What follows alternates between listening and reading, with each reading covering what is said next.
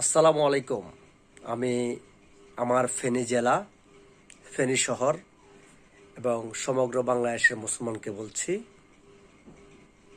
একতাবদ্ধ হন। মুখে ইসলাম, অন্তরে নেই। আপনি মুনাফেক। মুখে ইসলাম, দাড়িতে নেই। মুখে ইসলাম, টুপিতে নেই। মুখে ইসলাম, চোখে নেই। এই ইসলামের প্রয়োজন নেই। আপনি মুনাফেক। আপনাকে বলছি, কোন গোমূত্রখোর, কোন মালাউন আপনি মুসলমানের পোস্টে কি কমেন্ট করতেছে সেটা দেখুন। সেটা দেখে আশপাশের সব মুসলমান একত্রিত হন।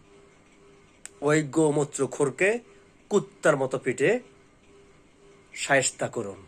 এটা ইমানের দাবি। আল্লাহ হাফেজ।